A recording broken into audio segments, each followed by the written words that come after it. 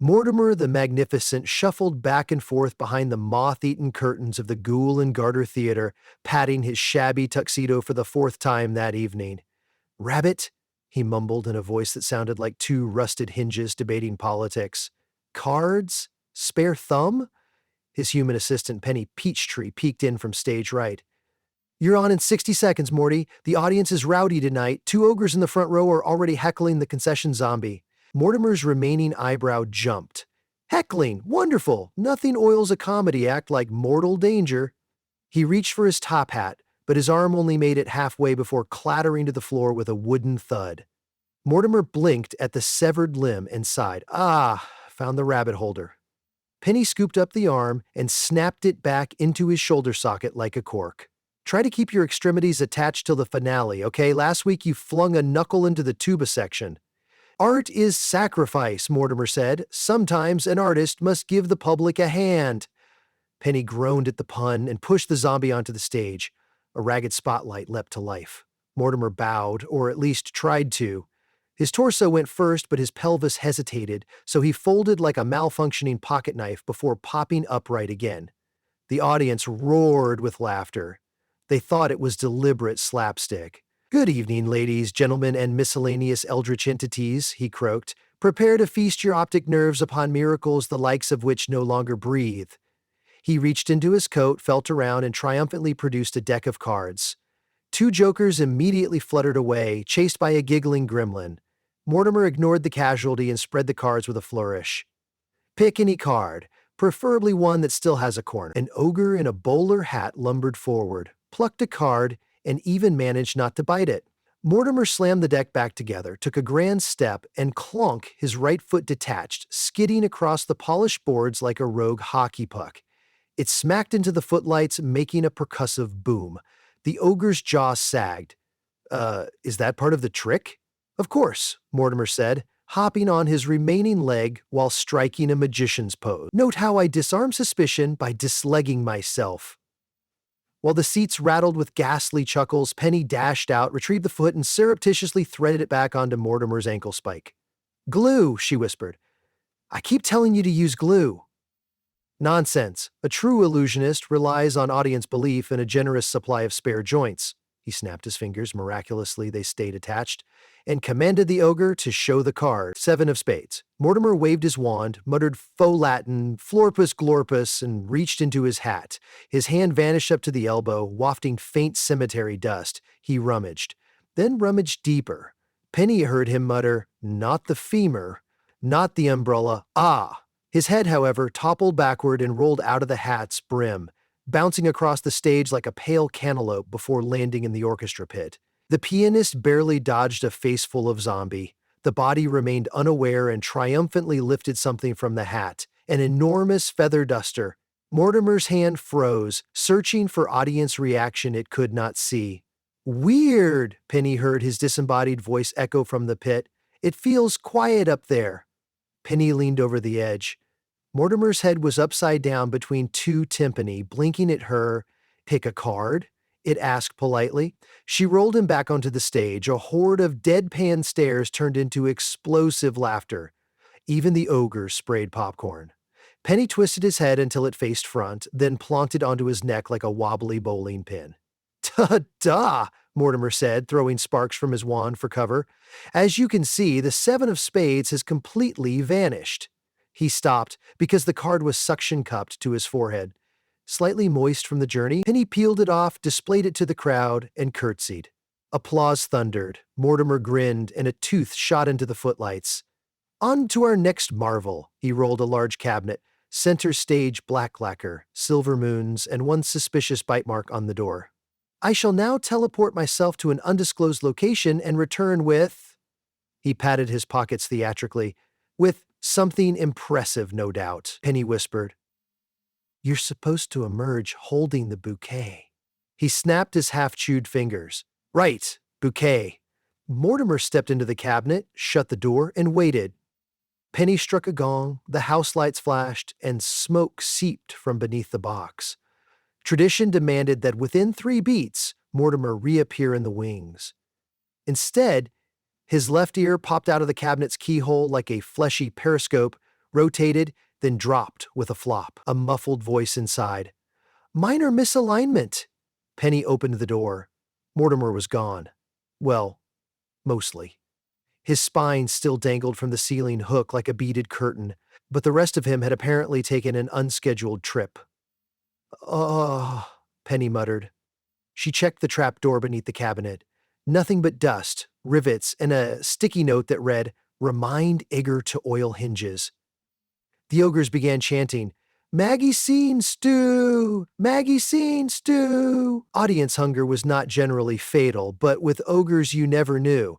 From somewhere backstage came a crash, followed by Mortimer's floating hand scuttling in on its fingertips, carrying a bouquet of wilted roses. It placed the flowers center stage and beckoned triumphantly. The rest of Mortimer stumbled in from the opposite wing, wearing only half a torso and one eyebrow. His pelvis was backward, so he marched like a confused crab. Penny intercepted him, swiveled the hips, and stapled his dangling spine back in place with a handy prop stapler shaped like a duck. He bowed. Another tooth fled the premises. "Observe," he proclaimed, lifting the bouquet. Several petals dislodged, revealing Penny's spare keyring tangled among the thorns. "Ah, a bonus prize!" He tossed the roses into the audience. The gremlin from earlier squealed and ate them midair. Mortimer checked an imaginary watch. Time for the grande finale. The piece de résistance lettrée, pieces resisting attachment. He snapped at Penny. "Do we have the coffin?" She rolled in a glossy vampire-style coffin painted neon purple. It contained cushions, trap panels, and, for reasons no one understood, half of a pickle jar. "Ladies and germs," Mortimer intoned, "I shall disassemble myself, mail the parts to different corners of the globe, and reassemble on stage in under 90 seconds. Do we have stamps?" Penny whispered. "Metaphorically," Mortimer hissed. "Now, fetch that saw." Penny produced a comically oversized buzzsaw prop. Mortimer lay in the coffin, folded his arms neatly, and winked at the crowd. She powered up the saw, its fake teeth spun with theater-grade menace. The audience leaned forward in unified, gory delight.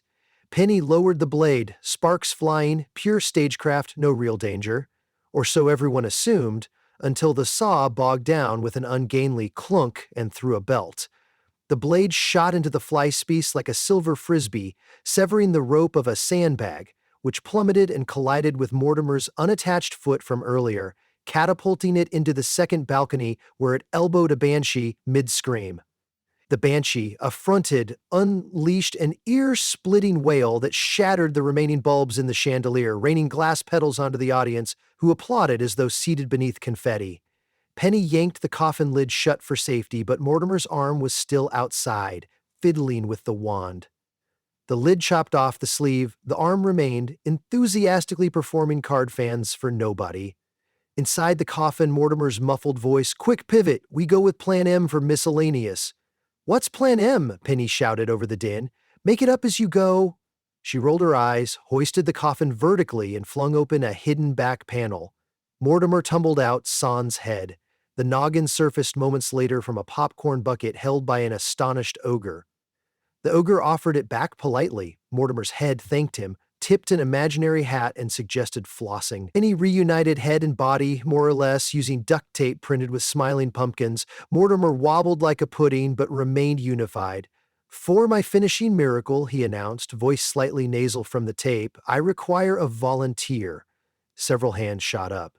Mortimer pointed, but the pointing hand detached and flew across the footlights, landing in the lap of a skeleton wearing opera gloves. The skeleton raised it like a bidding paddle. "Splendid choice," Mortimer said. "You there, bony sir, approach." The skeleton clacked on stage, every step a castanet. Mortimer draped a sequined cape over the volunteer, whispered instructions into what he assumed was an earhole, and produced a battered instruction card reading, "How to charm a skeleton in 4 easy steps. Step 1.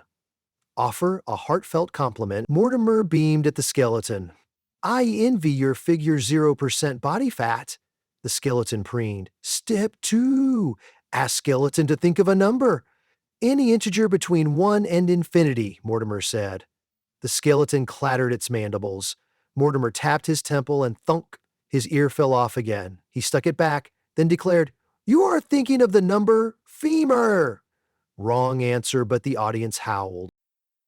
Step 3 on the card had been partially chewed off, apparently by Mortimer at some hungry point. He improvised, "And now we tango." An undead tango band struck up from nowhere. Mortimer seized the skeleton's bony hand. Unfortunately, it came away in his grip and they commenced a jaunty one-armed twirl. Penny face-palmed. Halfway through the dance, Mortimer's lower jaw slipped, rocketed across the stage, and landed in the tuba. The tuba produced a bluesy belch. Mortimer finished the tango grinning gumlessly like a chia pet. Step 4, again improvised. He announced, "The skeleton shall now vanish." He tossed the cape over his partner, spun 3 times, and yanked the cloth away. The skeleton remained exactly where it had been, but Mortimer realized he had accidentally vanished his own left leg again. The limb stood beside the orchestra pit, wearing a smug sock. He shrugged, or tried to. Without a leg for ballast, he toppled into the front row, landing in an ogre's lap. The ogre, delighted, lifted Mortimer like a squeaky doll and bounced him. Penny sprinted forward with a portable staple gun, a roll of gauze, and a strong cup of espresso, Mortimer's version of smelling salts. She assembled him yet again, this time aligning everything to the best of her architectural skill. Mortimer faced the audience, hair sticking out like broken broom bristles, jacket and ribbons, various parts taped, stapled, and prayer-pinned. He cleared his throat, which rattled like dice in a cup.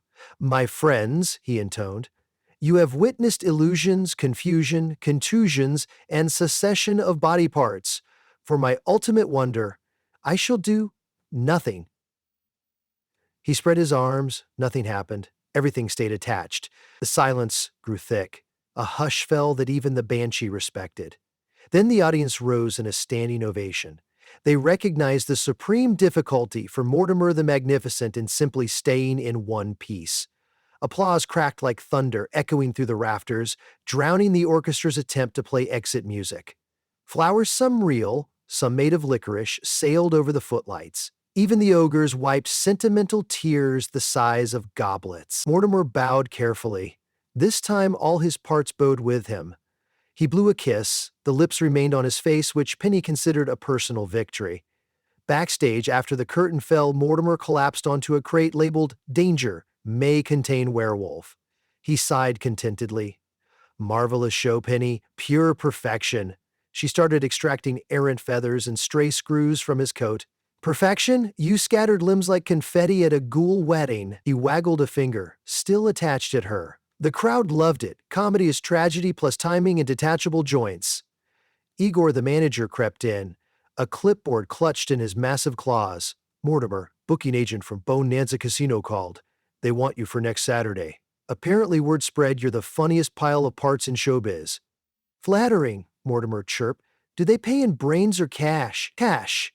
Morty rubbed his chin. It squeaked. "Very well, but we must upgrade the act. Perhaps incorporate pyrotechnics." Penny froze. "Pyrotechnics? Morty, you're full of embalming fluid. You'll light up like a torch." He considered and shrugged, shudders squealing like violin bows. "A minor hiccup. We'll improvise." She sighed. "Fine, but tomorrow we're sewing your extremities on with steel wire." He beamed. "Marvelous. Nothing says commitment like heavy-duty hardware. Now, has anyone seen my nose? I was saving it for the encore." Penny pointed. The gremlin from earlier dangled the missing nose on a string like a yo-yo. Mortimer loped after it, protesting, "That is not a toy. That is a distinguished facial feature." The gremlin stuck the nose to its own face and performed a mocking bow. Mortimer paused, studied the effect, and clapped. "Right, right, right. You don't suits you."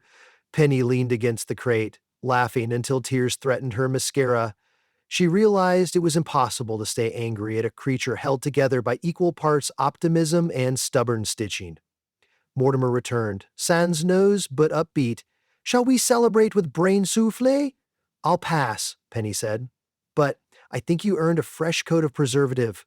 Let's get you dunked before pieces start migrating again." He saluted, his detached hand echoing a beat later. Penny grabbed the hand, tucked it under her arm, and guided Mortimer toward the dressing room Vata vintage clawfoot tub, filled with herbal formaldehyde and lavender bubbles. From inside the tub came several joyous plops as Mortimer submerged. "Ah!" he crooned, voice echoing from the porcelain. "Better than a spa day." Penny sat on a stool, scrolling through tomorrow's to-do list. 1. Weld shoulder joint. 2. Order industrial glue. 3. Teach Mortimer the concept of pockets so he'd stop storing rabbits behind his kneecaps. Mortimer surfaced like a damp sea monster, lavender bubbles perched on his skull. "You know," he mused, "I'd be lost without you, literally. My brain would toddle off. My ribs would holiday in Bermuda. My kidneys would hitchhike to Poughkeepsie," she smiled. "Lucky for you, I'm paid hazard wages." "Hazard?" He placed a hand his own, this time over what would have been his heart. "Every day with me is an adventure." Just then the wand, forgotten on stage, detonated a leftover sparkled charge. Purple glitter whooshed down the corridor, followed by the unmistakable bounce of Mortimer's runaway jaw, returning like a boomerang. It clacked shut at the tub's edge, startling them both. Mortimer shrugged with wet glee. "See? Adventure finds me." Penny scooped up the jaw, rinsed it, and snapped it in place. "Let's just aim for keeping all your teeth till Saturday." He nodded. 3 molars floated out. "We'll call that a stretch goal." She struggled not to laugh too loudly. Management frowned on too much merriment after midnight in the Ghoul and Garter. A gentle knock came from the doorway. It was the skeleton volunteer, now wearing Mortimer's missing shoe on his skull like a hat. "I believe this belongs to you," it clacked, handing over the renegade leg. Mortimer accepted it graciously. "You're a gentleman and a scapula." "As long as I'm appreciated," the skeleton said, tipping the shoe hat before exiting. Penny eyed Mortimer's pile of reclaimed parts. "Do we need to catalog these?" "Oh no," Mortimer said, sinking deeper into his fizzing bath. "They'll know where to go in the morning. Bodies have a marvelous internal compass." Penny raised an eyebrow. "Only if the compass isn't hiding in your sock drawer." Mortimer's expression turned thoughtful. "Ah, yes. Remind me to check the socks. Could be where my spleen wandered." She added another note to her list, then rolled her eyes affectionately. A hush settled, broken only by the occasional bubble pop and the faint echo of janitorial ghosts cleaning the theater. Penny glanced at the sorry pile of limbs, the racks of tattered costumes, the stretcher labeled emergency assembly, and felt oddly proud. Most magicians worried about invisible threads and trapdoors. Her boss worried about losing an ear mid-punchline. Mortimer spoke, voice soft. "You think one day audiences will tire of a forgetful zombie?" She dunked a detached elbow like a teabag. "They'll tire of gravity first," he chuckled. "High praise, and besides," she added, "you always give them something no one else can." "What's that?" "Hope," she said. "If you can keep getting back up, even in pieces, maybe anyone can." Mortimer became uncharacteristically quiet. Then he splashed water at her. "Sentiment makes my stitches itch." She laughed, flicked water back, and turned to leave. At the door, she glanced over her shoulder. "Don't float away, Morty." He winked. "I'll stick around, one way or another." She shut off the dressing room lights, leaving only a dim bulb glowing above the tub. Mortimer reclined, letting the bubbles creep up to his chin. Somewhere beyond the walls, night creatures sang. The theater sighed, and his arm, still draped over the rim, tapped out a jaunty rhythm. And though various body parts would undoubtedly take unexpected vacations in the days ahead, Mortimer the Magnificent settled into the balm of lavender formaldehyde, perfectly content, forgetful, disassembled, but undeniably whole in the ways that mattered.